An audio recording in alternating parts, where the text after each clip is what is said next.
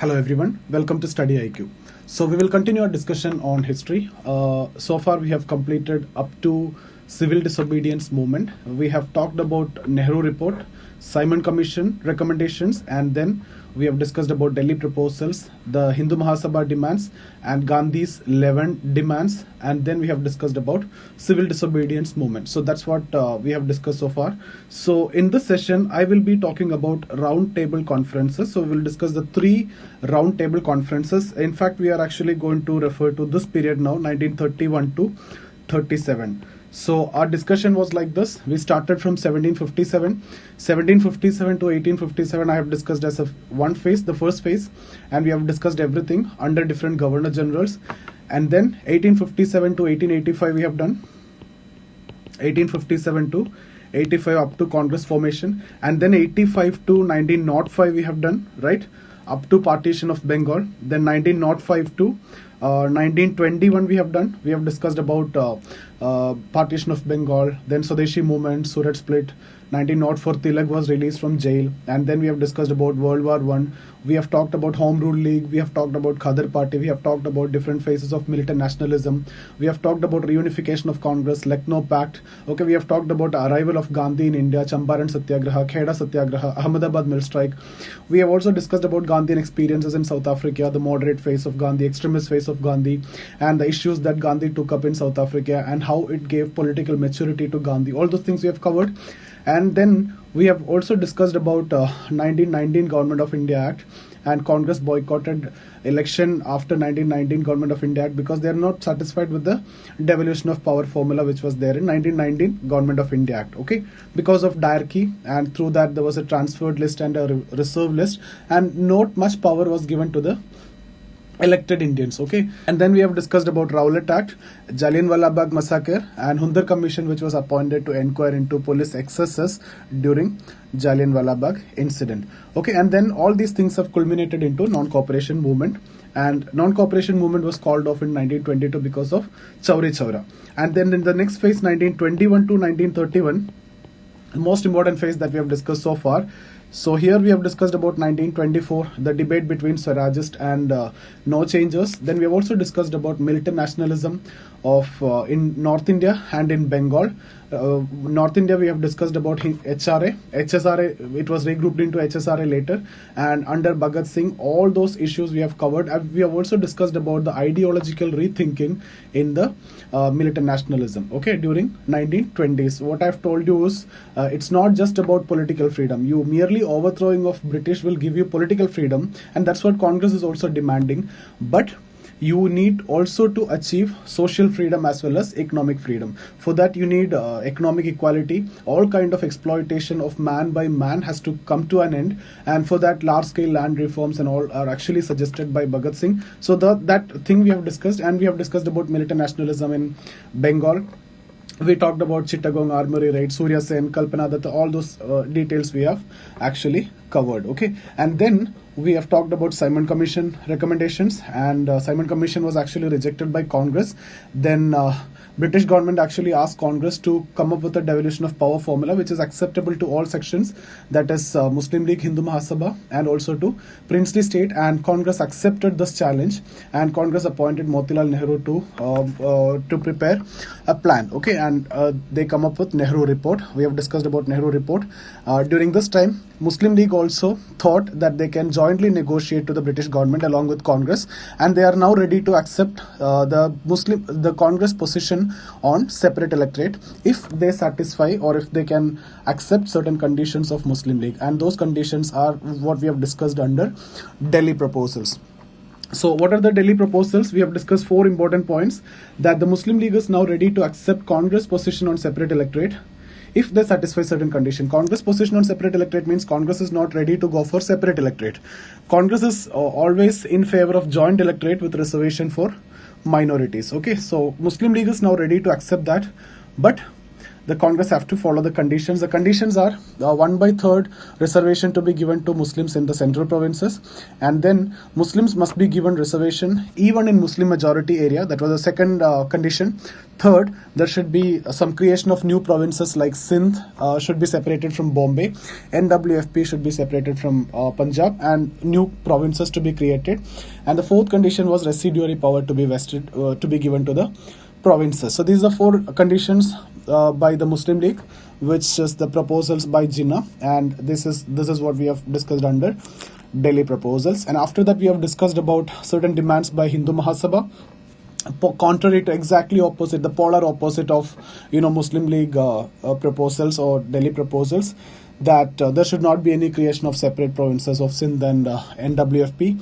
Then Hindus must be given reservation wherever Hindus are in minority, and then residuary power to be vested with center.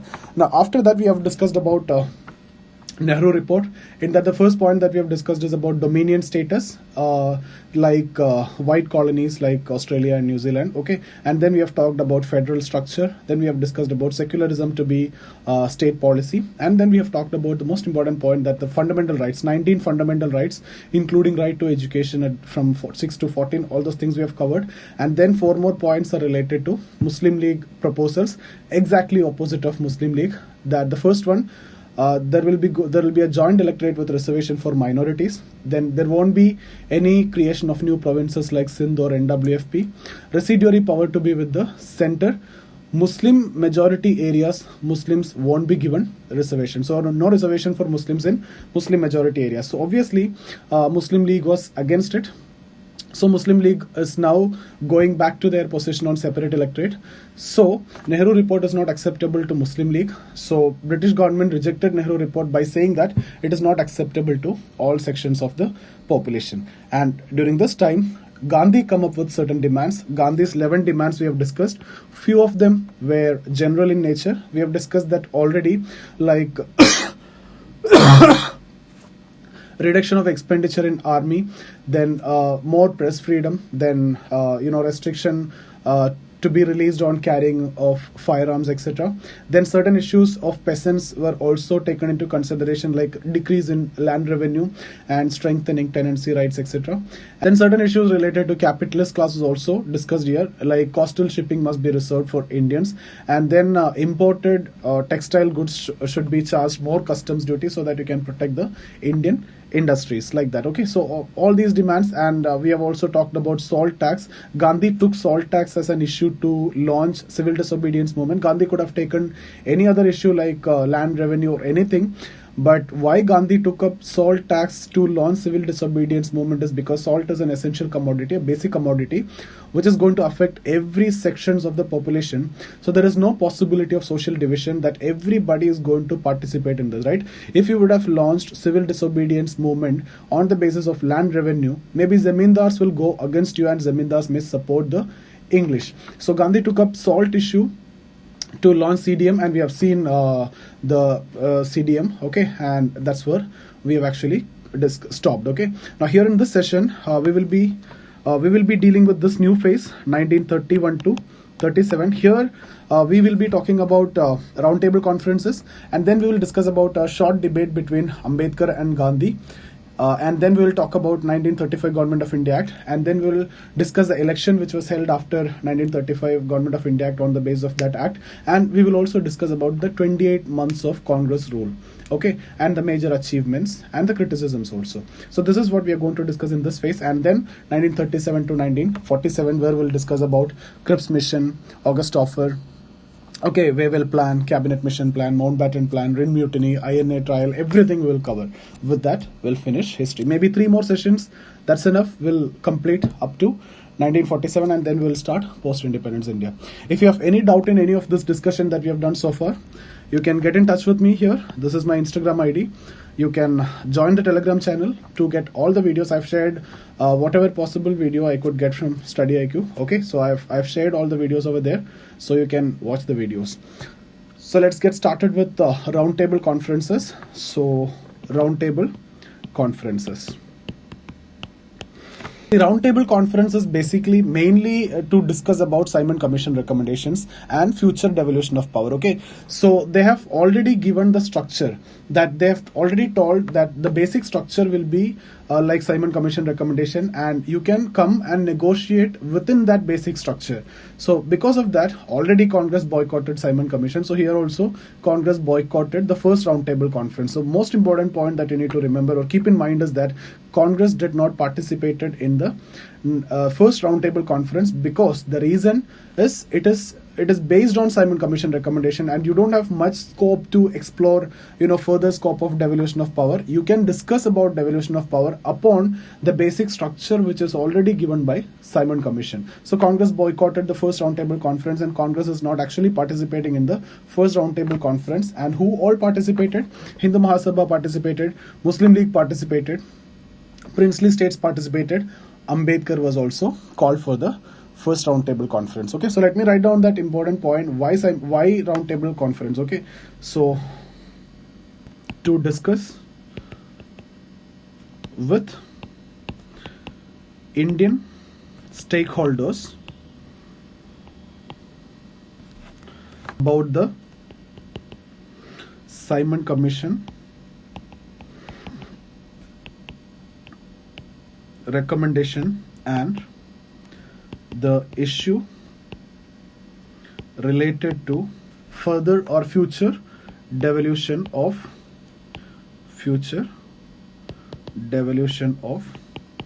power. Okay, so the basic structure is actually by the Simon Commission, and you can give some suggestions only. So Congress boycotted. So Congress boycotted because it was based on Simon Commission recommendation only. You can only come and give some suggestions. Okay, now who all participated? Muslim League participated, Hindu Mahasabha participated, princely states participated, and Dr.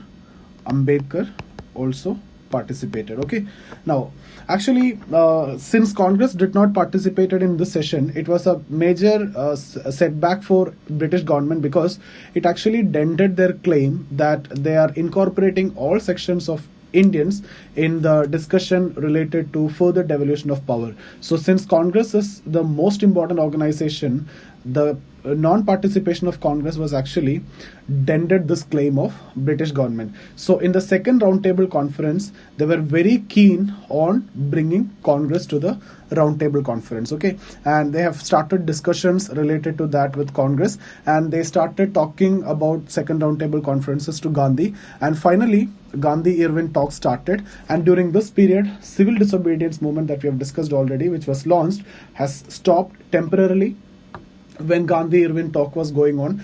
And finally, Gandhi-Irwin Pact was signed. Very important pact. 4 or 5 points are there. I'll discuss with you when we discuss in detail. Mainly, it's all about all the political prisoners who were arrested during civil disobedience movement to be released. That's the most important point. Then all the lands which were confiscated but not yet sold to the third parties for non-payment of taxes to be given back. Okay, and then the third one issue again related to salt tax, which is to be abolished. All these 3 conditions are actually accepted. And then commutation of death sentence to life imprisonment of Bhagat Singh, that was also a demand, but it was not accepted. And it was actually a criticism that Gandhi did not took up much effort to do this, firstly. But secondly, if you try to think objectively, Gandhi cannot go for too much of demands. Okay, it won't be accepted by British. Otherwise, even if Gandhi demands too much, or if Gandhi is pressurizing the British too much, then also British government, they are not going to accept it, because it is a challenge to the British Empire. What happened is they have thrown bomb to the Central Legislative Council. We have already discussed that issue. So it is a challenge to the British Empire, so they are not going to accept that.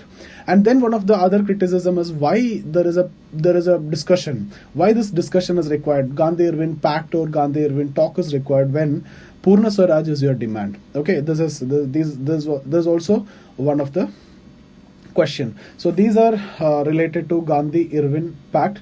So when we discuss about Roundtable Conference, second Roundtable Conference, we have to discuss about this.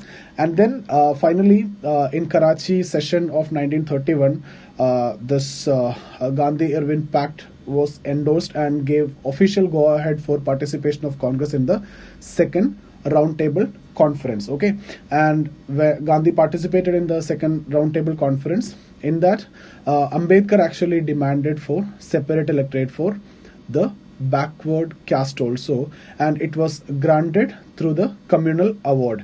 And Gandhi and Congress seen this as a major setback, or this award of separate electorate to the Dalits or the backward caste or the Hindus, or the communal award was seen by Gandhi as it's a deliberate attempt by the British to divide Hindus among the caste lines. See, already I've told you the major identity in India is actually related to religion, region, and caste. A region, always the division is there, regionalism, linguism, all these are big problem in India. Apart from that, on the base of religion, already there is a division now because of Muslim League. That division is already done, and they have already granted separate electorate to Muslims.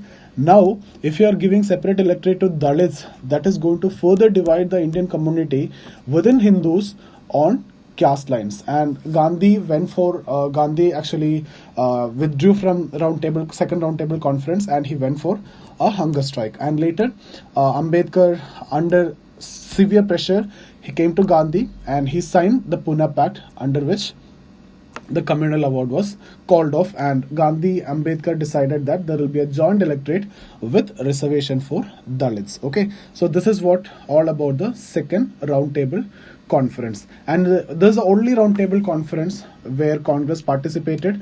And then civil disobedience movement I've told you already, during Gandhi-Irwin Pact it was temporarily stopped. Now it is going to be resumed, but the problem is, it was going on a full scale.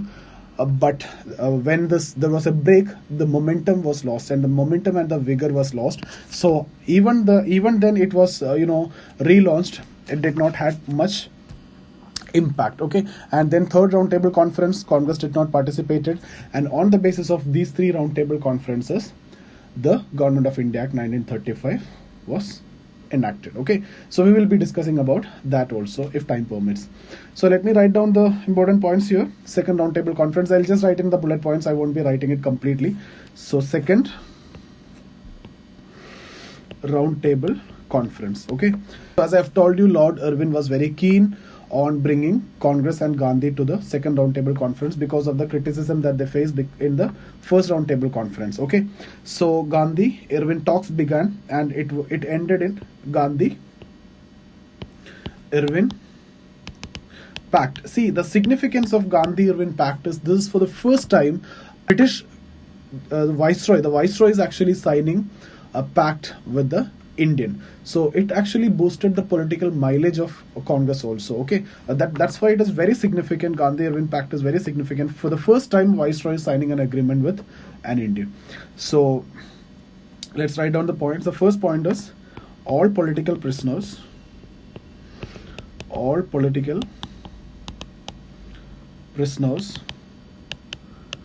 imprisoned during civil disobedience movement must be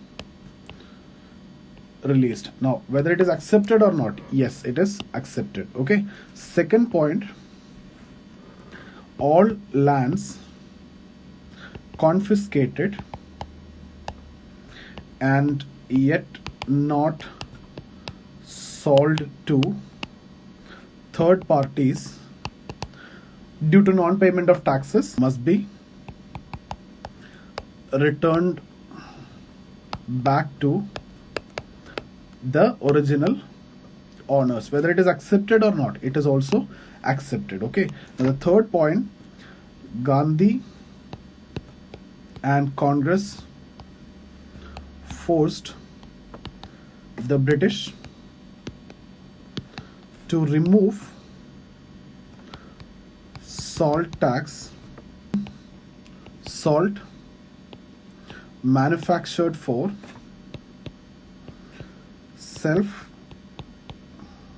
consumption. Okay, whether it is accepted or not, it is also accepted. So if you remember, when we discussed about the issue of salt tax, I have told you they have imposed salt tax on manufacturing of salt for personal consumption as well as for commercial purpose. So commercial purpose, it's accepted, but even if you are producing for self consumption, you are taxed, and that is not accepted. Gandhi called it as evil tax, because you are taxing the poorest of the poor people. Okay, so here they demanded that salt tax to be abolished if the salt is manufactured for self consumption, and that is accepted. But that point has to be clear: not salt tax is abolished, salt tax abolished upon self-consumption. If you are producing for your own personal use, it is abolished. But if you are producing it for commercial purpose, that is not abolished. So see, whenever you are reading this kind of clarity is required.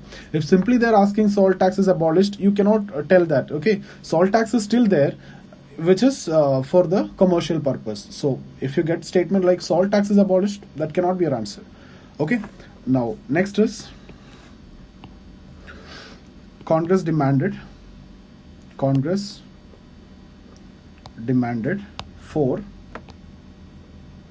commutation of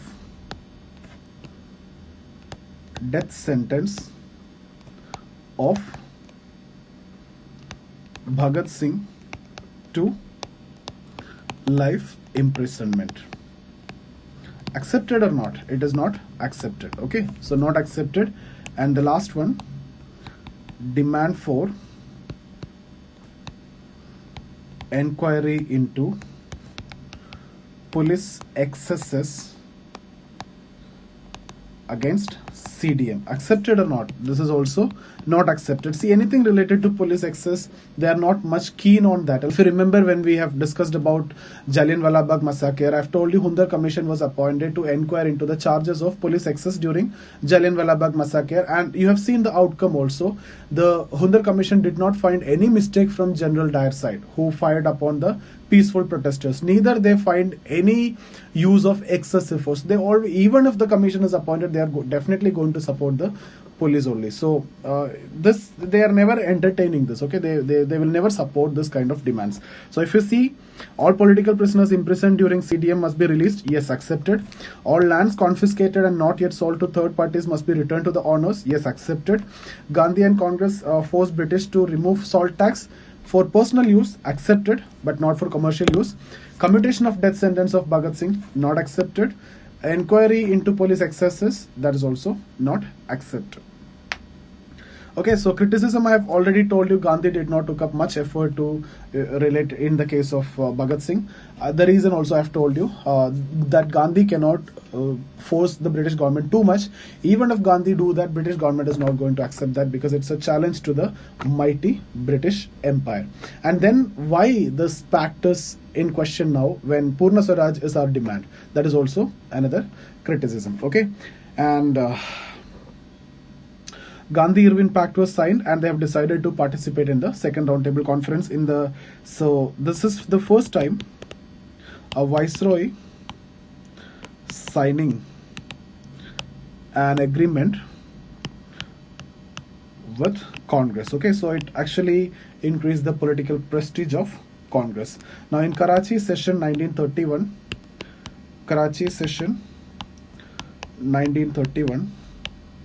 endorsed Gandhi-Irwin Pact, and Karachi session is important for other two reasons also. The resolution on fundamental right,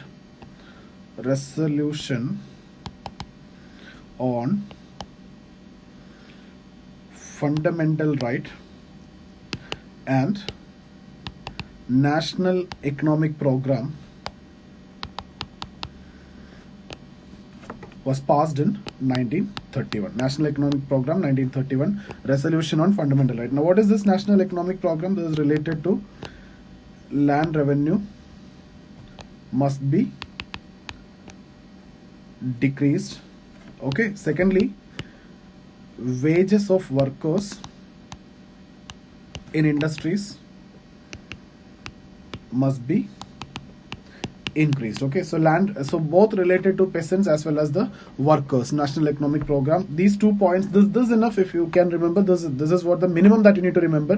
One is related to the peasants, that the land revenue has to be decreased. One is related to the urban workers, that their wages to be increased. Okay, so that Karachi session actually gave the official go ahead for participation of Congress to the Roundtable Conference. And another reason why Karachi session is important is because in Karachi session, Congress actually adopted a resolution of praising the bravery and sacrifices of the Indian militant nationalists like Bhagat Singh, etc., even though Congress did not subscribe to their political ideology. So in this session, actually, this resolution was passed, which is praising the bravery and sacrifices of the Indian militant nationalists like Bhagat Singh, Rajguru, Sukhdev, all those people. Okay, so in that context also this is important. So if you get a question, that statement can also be asked in prelims. Now, who all participated? So firstly, Congress participated, then Hindu Mahasabha was there, Muslim League was there, princely states was there. Okay, Congress side, it was actually Gandhi, okay, and then Ambedkar was there. Okay, now I've told you Ambedkar demanded separate electorate. Ambedkar demanded separate electorate for backward caste, means Dalits. Okay, so backward caste, and it was given through communal award. So Gandhi and Congress was against it. Gandhi went for hunger strike, and that led to Poona Pact. So that also they used to ask this as a question. Poona Pact. Poona Pact was between Ambedkar and Gandhi, and so under Poona Pact, actually Ambedkar accepted Gandhi's demand of joint electorate with reservation for backward caste, because Gandhi seen this as a deliberate attempt to divide Hindus among the caste lines. Okay, and we will see the debate between Ambedkar and Gandhi later in a separate session related to this Dalit issue. So that's about second roundtable conference. This Pune Pact is important, and then civil disobedience movement actually CDM resumed. So all these can be asked as prelims question. All these points has to be there. All these are related to second roundtable conference. Second roundtable conference is more important. Many events are there. Congress also participated. The only session, only roundtable congress in conference in which Congress participated is actually second roundtable conference. Okay, then we have the third roundtable conference. Third roundtable congress. Congress did not participated. Other sections like Muslim League, Hindu Mahasabha, princely states, and Ambedkar participated. And based on all these three roundtable conferences, they came up with Government of India Act 1935. Okay.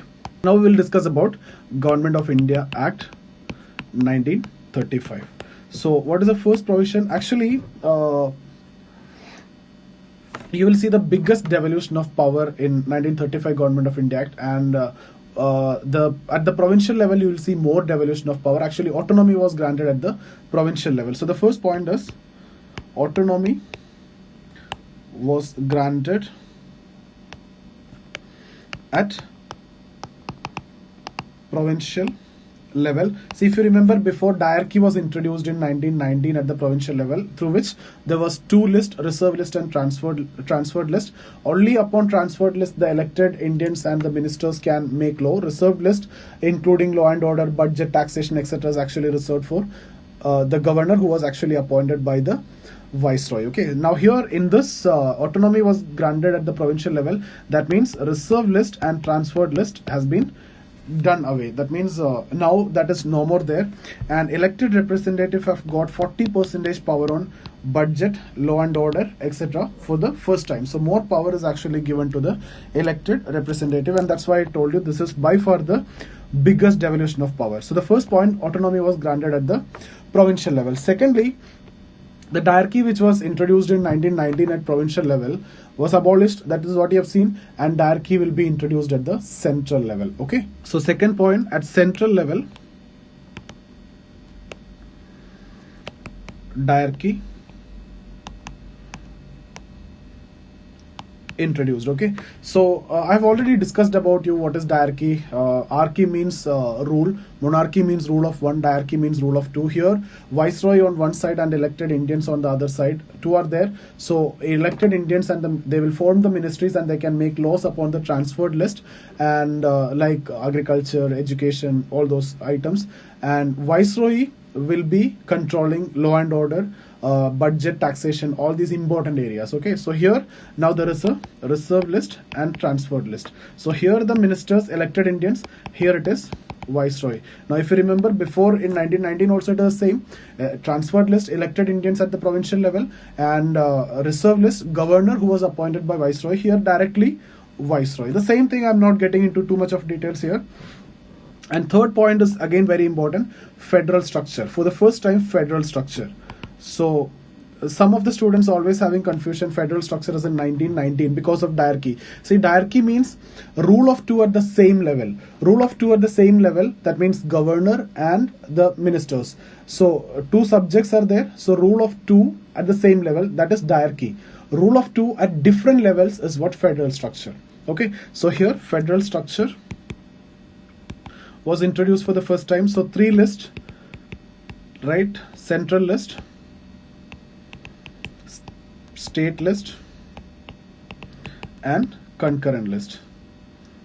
You already know this. Okay, now then next point, princely states are allowed to preserve their identity. We have in fact discussed about Butler Committee, which was appointed to inquire into the demands of princely states to related to preservation of their identity. That I'm not getting into that. If you need, you can go back to the previous video and you can refer to Butler Committee, or you can just refer that. Okay, so princely states would be allowed to preserve their autonomy. Okay, so Butler Committee, you can refer to this, which was appointed in 1927 to look into the viewpoints of princely states upon their demand, and they have recommended that to preserve their autonomy under British rule. Okay, so these are the main points. And then a bicameral legislature at the central level, that means House of People and Council of States. Okay, lower house and upper house. See, already you can see this 1935, 1919, 1909 in a single video. I've done this discussion, so that's the reason why I'm not getting into the details of it. But just because I've discussed about roundtable conferences, I've covered this. So 3 points which are more important. Autonomy was granted at the provincial level. More devolution of power. Biggest devolution of power so far is what you can see here. Diarchy was introduced at the central level. Federal structure. Princely states would be allowed to preserve their autonomy. Butler Committee. This question was actually asked in 2018 prelims. And bicameral legislature at the central level. So I hope this is clear for all of you. If you have any doubt in any of the videos, you can get in touch with me here. You can join the Telegram channel so that you will get the videos that I've done so far. I've done around 40-50 videos in history. With that, we are actually completing the entire history. And then I've done around 70 videos on economy also. So you'll get all these videos in the Telegram channel. Okay, so see you guys.